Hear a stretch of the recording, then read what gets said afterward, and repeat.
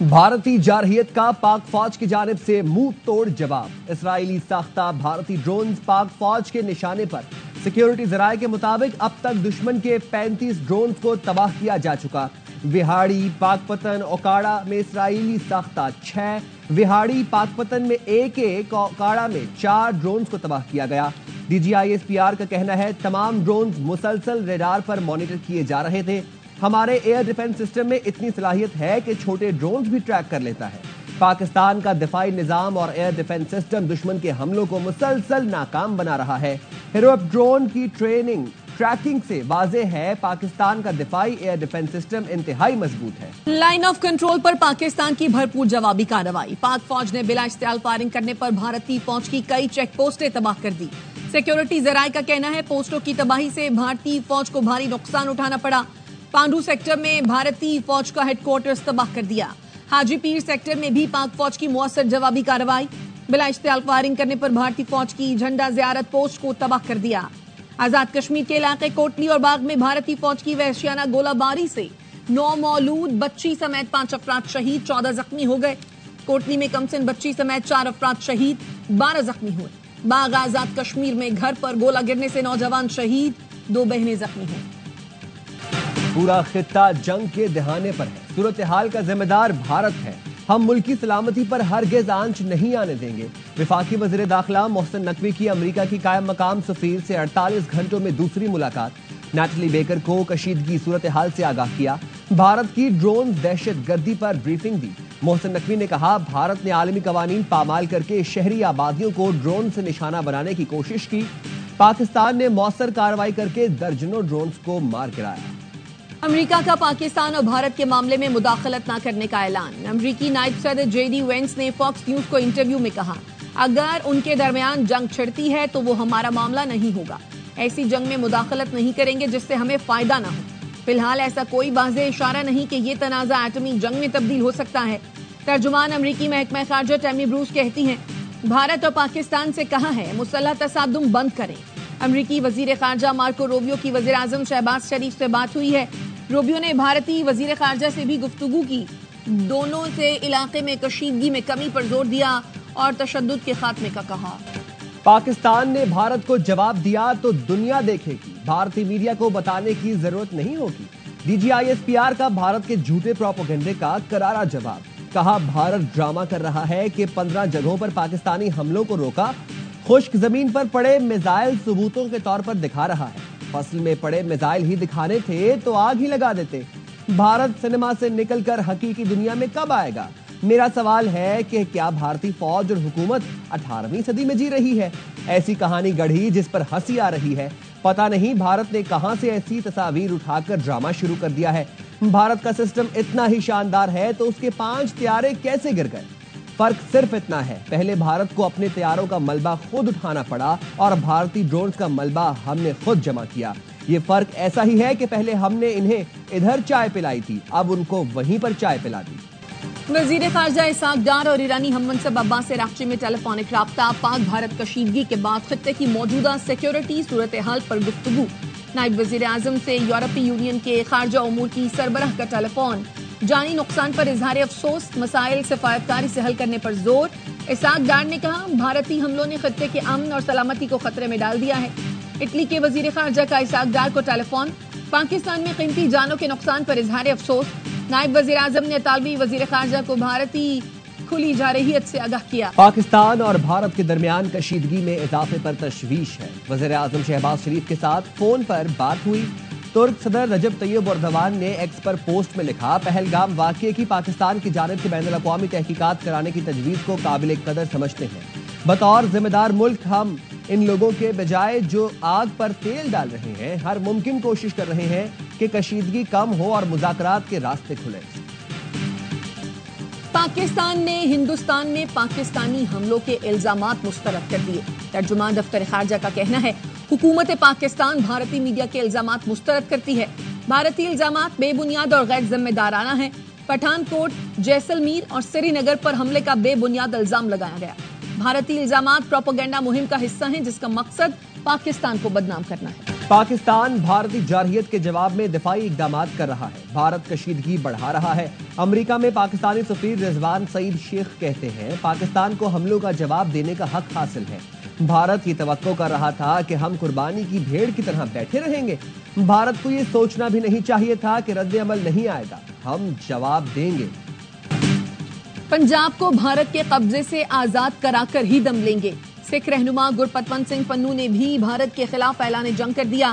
कहते हैं, भारत को जवाब देने की तैयारी कर रहे हैं, इस बार दुश्मन का गुरूर खाक में मिला देंगे। मकबूजा जम्मू और कश्मीर पर हमले का भारतीय ड्रामा कुछ ही देर में बेनकाब। गोदी मीडिया ने अपनी ही सरकार की मॉक ड्रिल को पाकिस्तान का हमला करार दे दिया।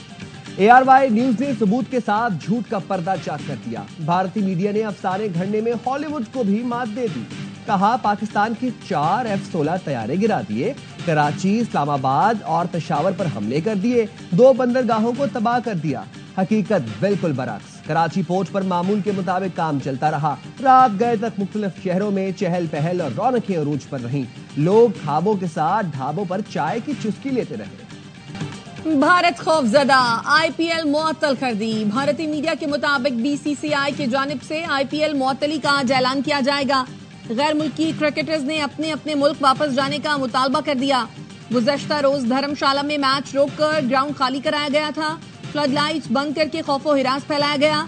जाहिर किया गया कि पाकिस्तान हमला करने वाला है। पाकिस्तानी शाहीनों ने भारत का गुरूर खाक में मिला दिया। वज़ीर इत्तलाआत अता तारण कहते हैं, LOC पर भारतीय चेक पोस्टों ने सफेद झंडे लहराए। इतनी बड़ी शर्मिंदगी को मिटाने के लिए भारत झूठ का पलंदा दुनिया भर में फैला रहा है। पाकिस्तान अपने तायुन करदा वक्त और जगह पर भरपूर जवाब देगा। वज़ीर दिफा ख्वाजा आसिफ कहते हैं, सिफारती सियासी बात ना बनी तो भारत को बंदूक से जवाब मिलेगा। भारत को यहाँ रोकना होगा, भरपूर जवाब देना पड़ेगा। BLA, TTP जैसी दहशतगर्द तंजीमें भारतीय प्रॉक्सीज हैं। मुल्क भर के तमाम एयरपोर्ट पर फजाई ऑपरेशन बहाल। दोहा से आने वाली गैर मुल्की एयरलाइन की कराची एयरपोर्ट पर लैंडिंग। PIA की कराची से लाहौर की परवाज रवाना। निजी एयरलाइन की इस्लामाबाद और लाहौर की परवाजें रवाना हुई। एयर अरेबिया, फ्लाई दुबई और टर्किश एयरलाइन ने ताहाल परवाजें बहाल नहीं की।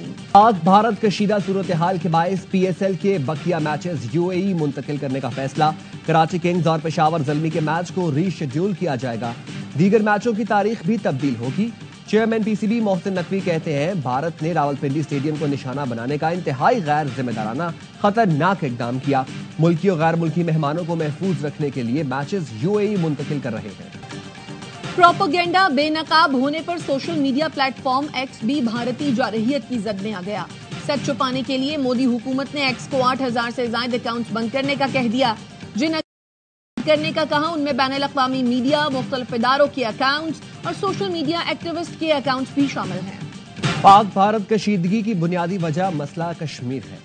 बरतानवी हाउस ऑफ लॉर्ड्स के रुकन कुर्बान हुसैन कहते हैं, हमें ना सिर्फ पहलगाम वाक़े में मरने वालों पर अफसोस है, बल्कि मकबूजा कश्मीर में भारतीय फौज के हाथों 1 लाख से ज्यादा कश्मीरियों के शहीद होने का भी दुख है। दोनों मुल्कों के दरमियान जंग नहीं होनी चाहिए। मसला कश्मीर का हल अक़वाम मुत्तहिदा की करारदादों के मुताबिक हल किया जाना चाहिए। पाक फौज से यकजहती के लिए आज मुल्क भर में रैलियां निकाली जाएंगी। सरबराह JUI मौलाना फजलुर रहमान कहते हैं, यौमे जुमा को यौमे दिफाए वतन के तौर पर मनाया जाए। दुश्मन को भरपूर जवाब देने पर मुसल्लह फौज को खिराज तहसीन पेश करते हैं। जमात इस्लामी का आज यौमे अज़्म मनाने का ऐलान। अमीर जमात इस्लामी हाफिज नईमुर रहमान कहते हैं, भारत को जवाब देना पाकिस्तान का इस्तेहकाक है। मासूम और निहत्ते पाकिस्तानियों की शहादतों का बदला चाहिए। पाकिस्तान की हिंदू और सिख बरादरी का पाक फौज से इजहार यकजहती। मिट्टी में हिंदू बरादरी के सैकड़ों अफराद पाक फौज से इजहार यकजहती करने निकल आए। मुजाहिरीन ने भारतीय जारहियत के खिलाफ नारे लगाए और नरेंद्र मोदी का पुतला भी नजरे आतिश किया। पाकिस्तान की सिख बरादरी का भी मोदी को करारा जवाब। कहा, गुरु नानक की पाक धरती से हमें बहुत प्यार है। हम मुसल्लह फौज के शाना बशाना खड़े हैं।